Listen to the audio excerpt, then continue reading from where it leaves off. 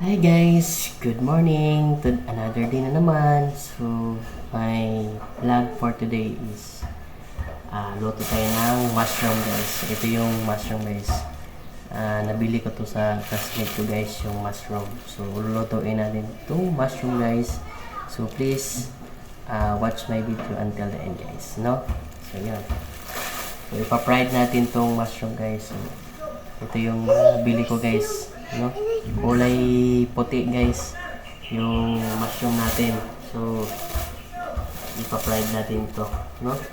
So yun guys, ito amin guys.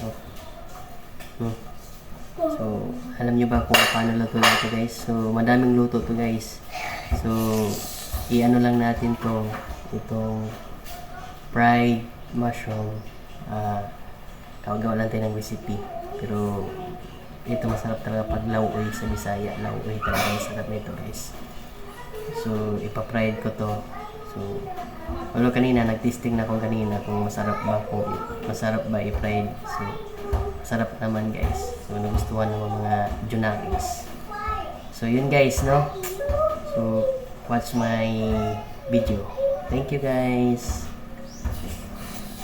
So hi guys, ito pala yung ingredients natin. So ito yung crispy fry, no, na gagamitin natin. Plus itong ano guys, mushroom. So yun, lulutuin na natin to guys, no. So ayan. So guys, ito na yung finished product ng fried mushroom natin guys, no. So yan. So ito na yung kinabasan guys. So ito po yan guys, oh. Yung mikos-mikos na po yan guys, para magiging crispy. Tingnan natin mamaya guys yung test niya, kung ano yung test niya, no?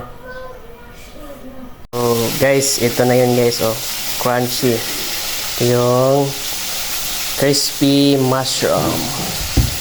Ayan, oh. So yan guys, oh. So, crispy kayo guys, no?